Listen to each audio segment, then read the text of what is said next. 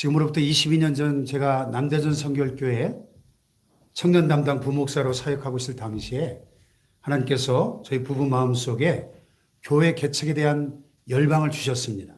그래서 개척을 놓고 간절하게 기도하기 시작했을 때 제 마음속에 끊임없이 떠올랐던 질문이 하나 있었습니다. 하나님께서 디자인하신 교회, 예수님께서 의도하시고 세우기를 간절히 원하셨던 교회, 그리고 마침내 사도행전에서 보여주었던 그 교회는 도대체 어떤 교회일까? 하나님이 원하시는 바로 그 교회는 어떤 모습일까? 하는 것이었습니다. 그 교회는 마치 상역집에 들어온 것처럼 낯설고 음산한 교회가 아닐 것입니다. 그 교회는 양로원처럼 쓸쓸하고 무기력해 보이는 그런 교회가 아닐 것입니다. 또 그 교회는 세상으로부터 공격을 받아 깊은 산속에 피난 나와 숨어있는 절터 같은 그런 교회도 아닐 것입니다. 우리 주님이 그토록 보고 싶어 하시는 의미 있고 아름답고 늘 힘과 생명력이 넘치는 다이나믹한 그런 교회일 것입니다. 아멘. 그 안에서 사람들이 살아나고 변화를 체험하고 모두의 마음속에 사랑과 기쁨과 행복이 넘치는 그런 교회일 것입니다. 아멘. 또한 세상을 바꾸고 변화시키고 정복하는 권세와 능력이 있는 그런 교회일 것입니다. 아멘. 그런 제목을 놓고 간절히 기도하기 시작했을 때 그때 저희 손에 아무것도 가진 게 없었거든요. 완전 빈손이었는데 아무것도 준비된 게 없었는데 한 달 안에 하나님께서 2억 1천만 원을 현찰로 주시더라고요. 별로 안 놀라시네요. 제 통장으로 2억 1천만 원이 들어오더라고요. 두 분 통해서. 그래서 우리 교회가 시작됐어요. 자, 과연 어떻게 우리가 예수님께서 마음속에 꿈꾸시면서 계획하시고 의도하셨던 그런 교회를 세울 수 있을까? 이 질문 앞에서 오늘 본문을 중심으로 4가지 포인트를 한번 살펴보려고 합니다. 우리 주님이 마음속에 꿈꾸셨던 교회의 첫 번째 특징은 그것이 세상 속에 세워진 교회였다는 것입니다. 세상 속에 찬바람 쌩쌩 부는 이 세상 한복판에 세워진 교회였다는 것입니다. 오늘 본문을 시작하는 마태복음 16장 13절을 보시면 얼핏 보면 그다지 중요해 보이지 않은 단순한 지리적 위치를 설명하는 것처럼 보입니다. 예수께서 빌립보 가이사랴 지방에 이르러 제자들에게 물어 이르시되 사람들이 인자를 누구라 하느냐. 빌립보 가이사랴. 바로 여기에 교회 배경과 현 주소가 있습니다.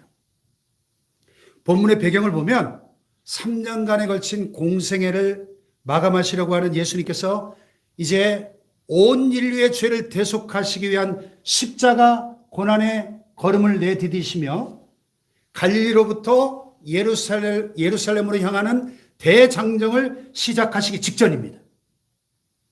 그런데 예수님께서는 그 예루살렘과는 정반대 방향인 북쪽으로 향하고 계십니다. 그것은 바로 변화산으로 알려진 헬몬산으로 가시기 위한 것입니다. 변화산, 헬몬산에서 어떤 일이 벌어졌는지 우리는 잘 알고 있죠. 본문 바로 다음 장 17장에 보면 예수님의 얼굴이 갑자기 아침에 떠오르는 해같이 찬란하게 광채가 나고 입고 계시는 옷이 이 세상에 어떤 사람이 빨래를 해도 그렇게 희게 할 수 없을 만큼 흰 광채가 나는 그런 모습으로 변형되셨습니다. 천국의 영광으로 변화되신 거죠. 또 하늘에서 내려온 모세와 엘리야가 나타나서 예수님과 더불어 그곳에서 말씀을 나누셨습니다. 그 말씀의 내용이 무엇인지를 누가복음 9장 30절 31절은 이렇게 밝히고 있죠. 문득 두 사람이 예수와 함께 말하니 이는 모세와 엘리야라. 영광 중에 나타나서 장차 예수께서 예루살렘에서 별세하실 것을 말할세 그랬습니다. 바로 그 세 분의 대화의 내용은 인간의 죄값을 치르기 위해서는 우리 주님께서 반드시 십자가에서 돌아가시지 않으면 안 된다 하는 것을 다시 한번 확인하는 내용이었습니다. 그러므로 공생애를 매듭 지으시고 십자가 고난을 당하시기 위하여 예루살렘을 향한 대장정을 눈앞에 두신 이 예수님에게 있어서 헬몬산을 향해 가시는 이 순간은 참으로 중요한 순간이 아닐 수 없는 것이죠. 바로 그 헬몬산을 향하시는 도중에 오늘 본문의 이야기가 전개되고 있습니다. 헬몬산을 향해 가시면서 주님께서는 빌립보 가이사랴라는 곳을 통과하시게 됩니다. 우리 이스라엘 성지순례 갔을 때 성지순례 첫날 일정이 바로 이 지역이었어요. 이 지역이 더 인상적인 것은 함께 가셨던 우리 조돈사님 지갑을 잃어버리셨어요. 매점에 지갑을 놓고 오셔가지고 가다가 다시 버스 타고 다시 돌아가서 지갑을 찾는 에피소드가 있었습니다. 이 마을은 갈릴리 호수 북방 약 40km 지점에 해발 3,300m에 이르는 헬몬산 자락 345m에 위치한 조용하고 자그마한 마을이었습니다. 우리나라 설악산이 해발 1,700m쯤 되니까 헬몬산은 그 설악산보다 2배 정도 높이니까 굉장하죠. 이 동네는 만년설로 뒤덮여 있는 헬몬산 정상이 늘 올려다 보이는 한 폭의 그림처럼 아름다운 산골 동네였습니다. 그런데 헤롯 왕의 아들이자 갈릴리의 분봉왕이었던 헤롯 빌립이 바로 이곳에 대도시를 건설했습니다. 그리고 도시 이름을 로마 황제 디베리오 가이사의 이름을 기념하고 또 자기 자신의 이름인 빌립을 덧붙여가지고 가이사랴 빌립보 또는 빌립보 가이사랴 이렇게 명명을 한 것입니다. 당시 로마 제국 안에 로마 황제 이름이 붙어있는 도시들이 이미 많이 있었습니다. 그러나 아무 도시에나 황제의 이름을 붙일 수 있는 것은 아니었죠. 황제 이름을 붙이기 위해서는 그만한 선행 조건들이 충족되어야만 했습니다. 우선 일정 규모 이상의 도시여야 했습니다. 형편없는 마을에다 로마 황제 이름을 붙이면 그 황제에 대한 모독이 될 테니까요. 로마 황제 이름을 붙이기 위해서는 거기에 걸맞는 인구와 도시의 규모가 필수적이었습니다. 그리고 더 중요한 것은 도시 한가운데 혹은 그 도시의 가장 높은 곳에 반드시 황제의 신상을 세워야만 했습니다. 당시 로마 황제는 살아있는 신이었습니다. 따라서 한 도시의 이름에 로마 황제 가이사의 이름이 붙어 있다고 하는 것은 이 도시가 조그마한 도시가 아니었다는 거죠. 뿐만 아니라 이 도시 한가운데는 황제를 신으로 추앙하는 신상이 자리 잡고 있었음을 의미하는 것입니다. 바로 그런 도시를 배경 삼아 예수 그리스도께서는 지금 사랑하시는 제자들에게 묻고 계신 겁니다. 얘들아, 사람들이 나를 일컬어 누구라고 하더냐? 이것은 결코 빈들이나 광야 한복판에서 던져진 질문이 아니었습니다. 황제의 도시, 황제의 신전이 자리 잡고 있는 도시인 빌립보 가이사랴를 배경으로 던져진 질문이었다는 것입니다. 예수 그리스도의 교회는 분명히 바로 이런 우상과 죄악의 도시 한복판에 세워졌습니다. 역사가들의 말을 따르자면 이곳의 주민들은 대부분이 이방인으로서 우상 숭배자들이었는데 그중에 원주민들은 바알을 얼마나 열심히 섬겼던지 그것은 수리아의 바알 숭배 중심지였다고 합니다. 바로 그 지역에 14개나 되는 바알의 신전들이 있었는데 이 바알은 풍요의 신이죠. 농사에 풍년을 가져다주는 그런 신으로 여겨졌기 때문에 그 풍요를 기원하는 종교의식을 행할 때 그 신전의 여사제들이 종교적 창녀들인데 그들을 통해 성적으로 음란한 행위들이 함께 진행되곤 했습니다. 그뿐만 아니라 그 주민들 중에 헬라계 사람들은 살림과 야수의 신인 판에 신당을 지었습니다. 커다란 언덕에 한가운데 깊은 동굴이 있었고 그 동굴이 바로 그리스 신화에 나오는 살림과 야수의 신 판의 출생지로 알려져 있었습니다. 그 큰 동굴 앞에서 우리가 사진들을 찍었는데요. 꼭 지옥의 문처럼 생겼어요. 진짜 생긴 게. 오늘 제가 이번 주에 너무 일들이 많아가지고 지금 영상을 미처 준비를 못해 죄송한데요. 다음에 한번 기회가 있으면 사진으로 보여드리겠습니다. 그러니까 이 빌립보 가이사랴라고 하는 지역은 수리아의 바알 숭배 센터이자 그리스 신화와 관련되어 있는 우상 숭배의 죄악들이 창궐했던 곳이었다는 것입니다. 거기다가 웅장한 로마 황제의 신상이 도시 한복판에 우뚝 버티고 서 있는 이 빌립보 가이사랴를 상상해 보십시오. 얼마나 드라마틱한 상황입니까? 바로 이런 분위기 속에서 이렇게 화려한 세상 종교들 속에서 그 모든 이방 종교들의 역사와 세력의 한가운데서 그리고 그들의 그 모든 부도덕한 죄악들이 자행되는 현장 한가운데서 이제 겨우 12명의 제자들을 거느리신 집도 없고 돈도 없는 초라한 행색의 나사렛 예수가 내가 내 교회를 세우리라 선언하고 계신 겁니다. 내가 이 반석에 내 교회를 세우리니 음부의 권세가 지옥의 권세가 이기지 못하리라. 아멘. 할렐루야. 아멘. 얼마나 놀라운 선언입니까? 얼마나 놀라운 패러독스, 역설입니까? 저는 우리 교회가 세워진 이 탐방동 지역을 볼 때마다 이 지역이야말로 빌립보 가이사랴 같은 지역이 아닐까 하는 생각을 하게 됩니다.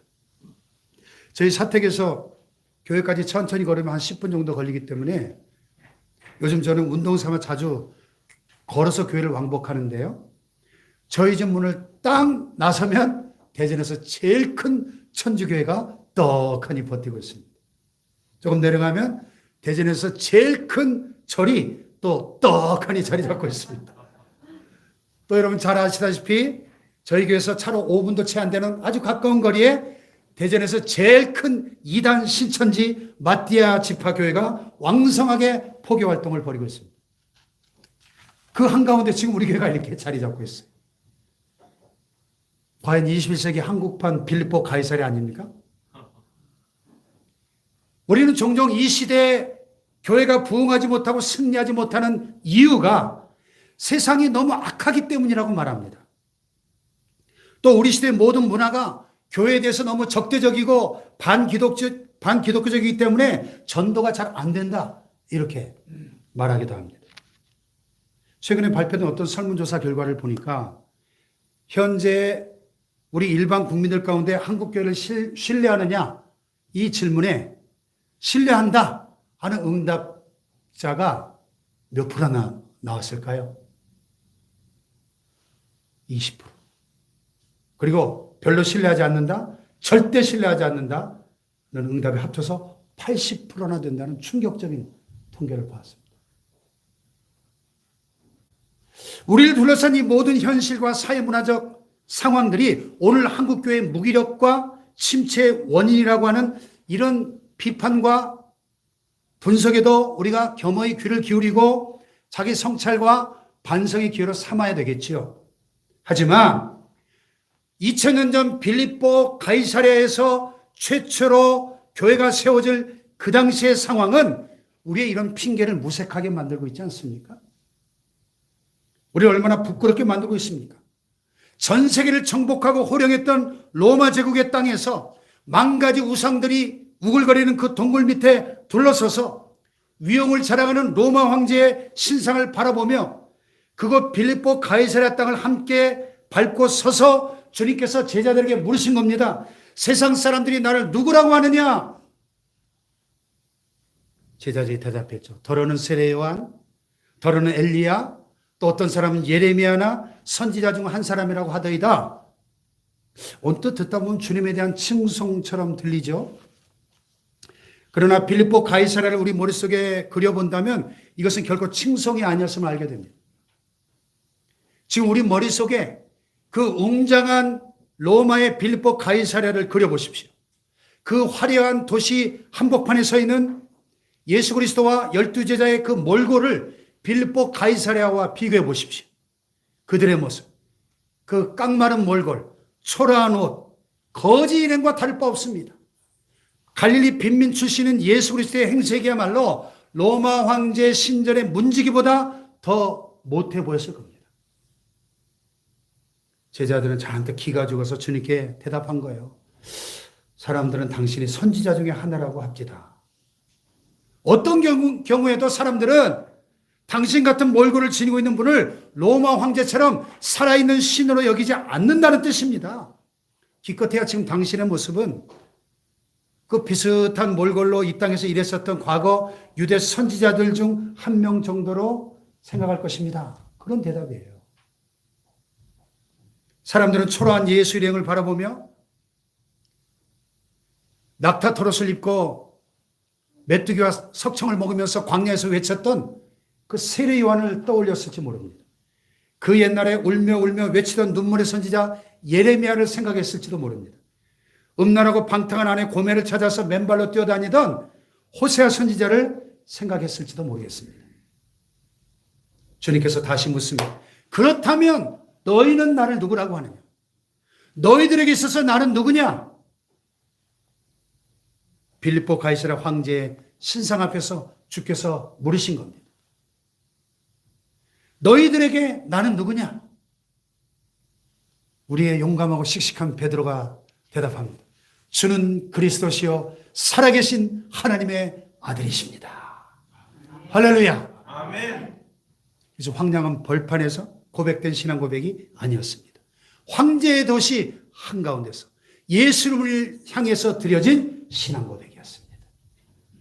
여기 베드로의 신앙 고백을 보면 두 가지로 이루어져 있는데 첫째는 주는 그리스도시라는 것입니다. 그런데 헬라 원문에 보면 주라고 되어 있지 않고 2인칭 단수대명사인 헬라어 수, 당신은 이렇게 불렀습니다.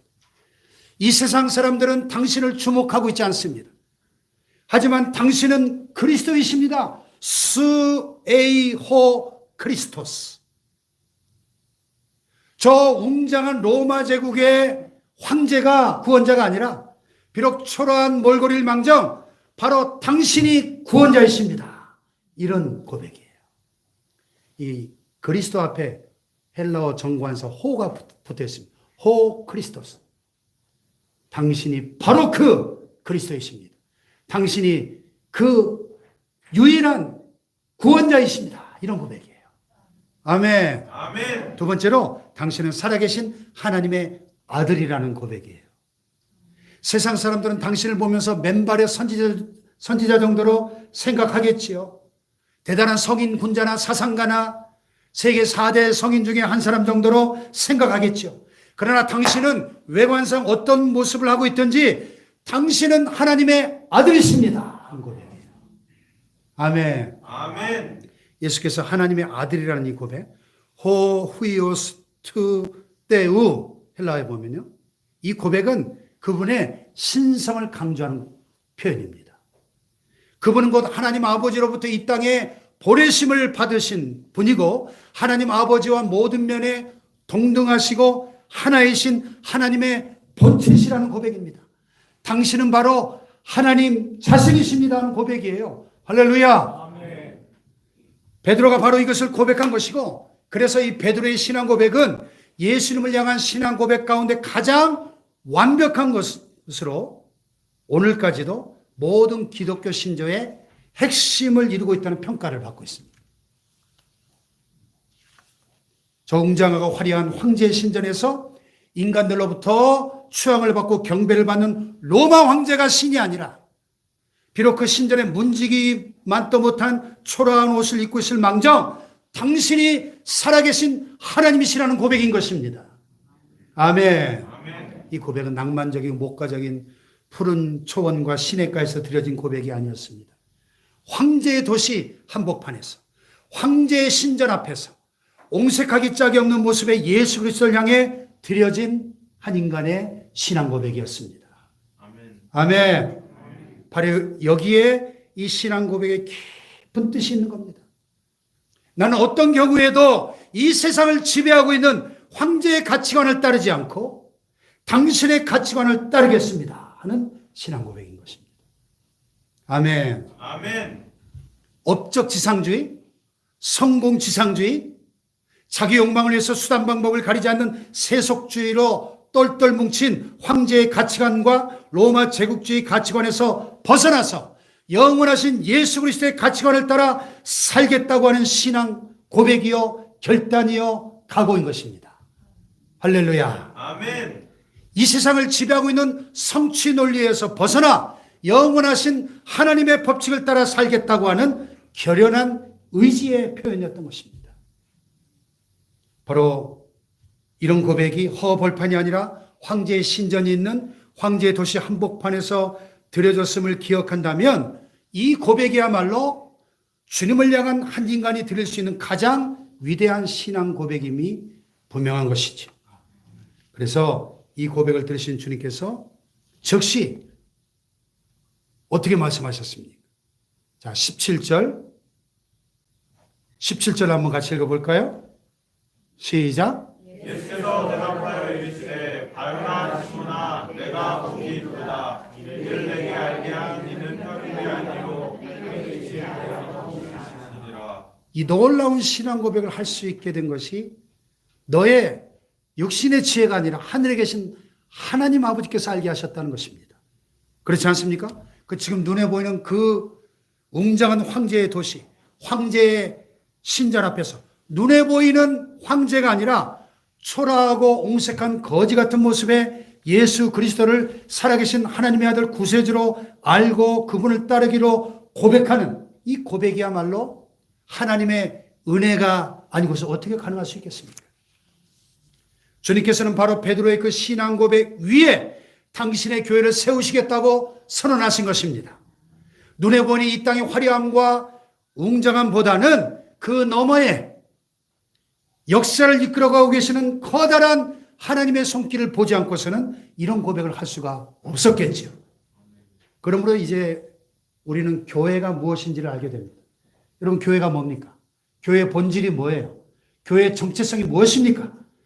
교회는 세상을 지배하는 황제의 가치관의 노예가 되지 않고 그 세상의 가치관을 뛰어넘어서 길이요 진리요 생명이신 예수 그리스도의 생명의 논리를 따라 살아가는 사람들의 공동체, 그것이 주님의 교회인 줄로 믿습니다. 아멘. 할렐루야. 아멘.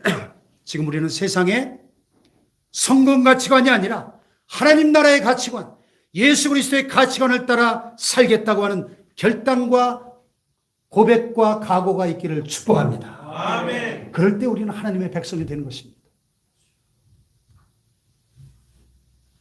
자, 이 황제의 땅에서 황제의 가치관이나 황제가 주는 행복과 권력을 따라 살지 않고 오직 예수 그리스도의 가치관으로 하나님 나라의 가치관으로 살겠다고 하는 이 베드로의 신앙 고백을 들으시고 주님이 얼마나 기뻐하셨는지. 자, 18절을 보세요. 시작. 또 내가 내게 이르노니 너는 베드로라 내가 이 반석 위에 교회를 세우니 문을 내가 이기지 못하리라. 예. 여기 반석이 무슨 뜻입니까? 반석. 이제부터 내가 너의 인생을 바꾸겠다. 내가 너를 변화시키겠다. 너는 이제 시몬이 아니라 베드로다. 헬라어로 페트로스, 반석이라는 뜻입니다.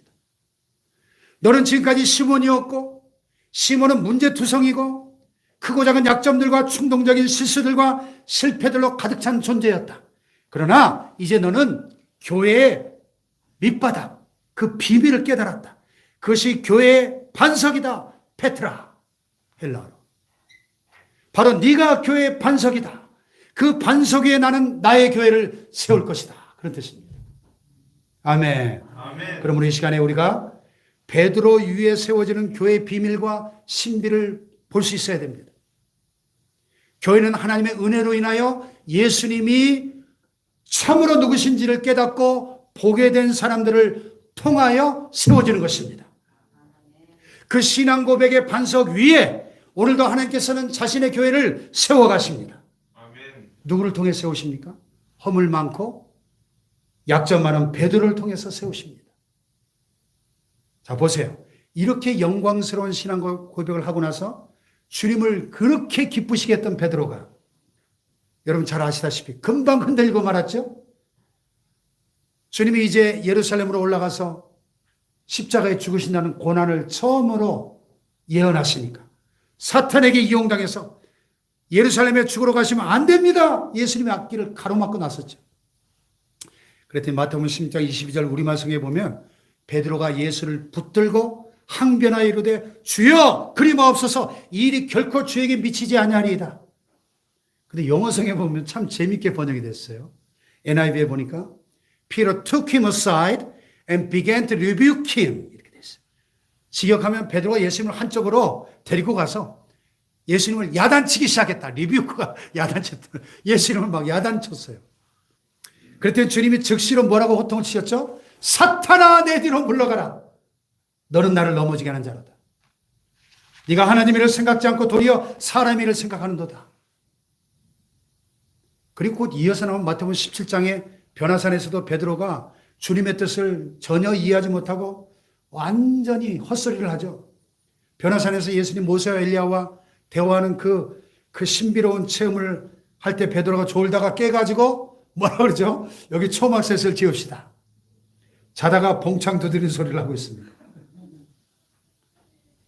그래서 오늘 본문에 예수님의 말씀은 이런 뜻인 거야. 야, 시몬아. 그런 연약한 너의 모습에도 불구하고 나는 나의 권세로 교회를 세울 것이다. 인간의 부족함에도 불구하고 내 능력을 반석 삼아서 교회를 세울 것이다. 인간의 연약함에도 불구하고 내 교회를 내가 세울 것이다. 그런 뜻이에요. 아멘. 그렇습니다. 오늘도 교회는 인간의 연약함 위에 세워집니다. 그러나 주님의 권세와 능력으로 인간의 연약함은 가려지는 것입니다. 할렐루야. 사랑하는 여러분, 교회는 바로 연약하고 부족한 우리 위에 세워집니다. 연약함에도 불구하고 모자람에도 불구하고 바로 우리를 통하여 주님의 교회는 세워지고 성장하고 확장되어지는 것입니다. 할렐루야. 아멘. 이것이 교회의 신비고 비밀입니다. 여기 주목할 또 한 가지 포인트가 있는데 내가 내 교회를 세우리니 I will build my church.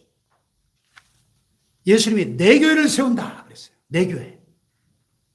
한 신학자가 이 말씀에서 이 소유격에 특별한 관심을 보였습니다. 그가 지적하기를 예수님께는 가장 중요한 두 가지 소유가 있었다. 첫째는 나의 아버지라고 고백한 하늘에 계신 아버지이시고 둘째는 주님께서 나의 교회라고 불렀던 그분의 몸이다 그랬어요. 바로 나의 아버지, 나의 교회라는 것입니다. 그렇습니다. 교회는 우리 주 예수 그리스도의 가장 커다란 사랑과 애정의 대상인 것입니다. 아멘. 교회의 주인은 주님 자신이기 때문에 주님이 나의 교회라고 주장하신 겁니다. 아멘. 아멘. 주님은 내가 내 교회를 세우리라. 즉 내가 계속해서 내 교회를 만들어갈 것이다 선포하신 겁니다. 할렐루야. 아멘. 주님은 교회의 창립자시요 기초가 되실 뿐만 아니라 교회를 만들어 가시는 분이신 것입니다. 할렐루야. 요한계시록 2장과 3장에 보면 소아시아, 오늘날 터키 지역의 7교회를 향해 주님이 사도 요한을 통해 편지를 보내셨는데 거기 보니까 모든 교회들을 붙들고 보호하신 한 주인이 나옵니다. 에베소 교회 사자에게 편지하기를 오른손에 7뼈를 붙잡고 7 금초대 사이를 거니시는 이가 이르시되 7별이 뭐예요? 7교회 사자들, 지도자들입니다. 7 금초대는 뭡니까? 7교회입니다. 이 세상의 모든 교회를 붙들고 그 사이를 거닐고 계시는 이분이 누구십니까? 지금도 이 사이를 거니시면서 왕래하시는 그분이 누굽니까? 바로 교회의 주인 되시는 예수님이십니다. 교회를 향하여 교회를 보호하시고 명령하시고 충고하시고 때로 경고도 하시고 감독하시는 분이 바로 교회의 주인이신 예수님이신 줄로 믿습니다. 그분이 교회를 세우시는 겁니다. 그래서 우리가 그 유명한 찬송 작사자였던 존 뉴턴과 함께 이렇게 고백할 수 있는 거죠. 시온성과 같은 교회 그의 영광 한없다 허락하신 말씀대로 주가 친히 세웠다 반석 위에 세운 교회 흔들 자가 누구냐 모든 원수 애워싸도 아무 근심 없도다. 할렐루야. 그렇습니다, 여러분. 나라도 변하고 사상도 사라집니다. 사랑도 지나갑니다. 제왕도 영호글도 지나갑니다. 제도도 변혁됩니다. 종교도 변할 수 있고 철학도 변질됩니다. 그러나 어제나 오늘이나 영원토록 동일하시고 변함없는 주 예수 그리스도의 이 교회를 어떻게 설명할 수 있을까요? 주님이 교회를 친히 세우시고 주님이 그 교회를 친히 만들어 가시고 이루어가고 계시기 때문에 교회는 변치 않는 것입니다. 무너지지 않는 것입니다. 바로 여기에 우리가 교회를 보는 믿음과 신뢰와 든든함이 있는 것입니다. 여러분 꼭 기억하시길 바랍니다. 교회는 주님이 세우신 주님의 교회인 것입니다. 할렐루야. 끝으로 주님 말씀하시기를 내가 이 반석 위에 내 교회를 세우리니 뭐가? 음부의 권세가 어떻게 하지 못한다고요? 이기지 못하리라. 이 권세라는 말을 대문이라는 말로 번역할 수 있습니다. 그래서 영어성에 보면 The gates of Hades will not overcome it. 이렇게 되어 있어요. Hades. 지옥이죠. 지옥의 대문이 결코 이기지 못하리라. 지옥의 대문이 결코 교회를 흔들어낼 수 없으리라. 그런 뜻입니다. 어떤 그림이 그려지시나요? 자, 교회와 지옥이라는 두 개의 큰 성이 있습니다. 지옥의 성에서 쏟아져 나오는 악한 군사들이 함성을 지르면서 교회라는 성을 공격합니다. 엄청난 공격을 퍼부어댑니다. 교회라고 하는 성이 그 공격 앞에 흔들립니다. 위험해 보입니다. 하지만 반석 위에 세워진 교회는 무너질 듯 하면서도 결코 무너지지 않는 것입니다. 아무리 공격이 거세어도 아무리 오래오래 공격이 지속돼도 교회는 신기하게도 잘 버팁니다. 왜 그럴까요? 예수님이 꼭 붙잡고 계시기 때문입니다. 지옥의 권세가 교회를 이길 수 없는 것입니다. 그래서 교회는 지난 2000년 동안 사라지지 않고 버티오고 있는 것입니다. 할렐루야. 그런데요, 또 그렇게 너무 소극적으로 수비적인 마인드로만 교회를 보면 안 돼요. 적극적이고 공격적인 마인드가 필요합니다. 교회는 이 세상을 정복하는 승리의 공동체입니다.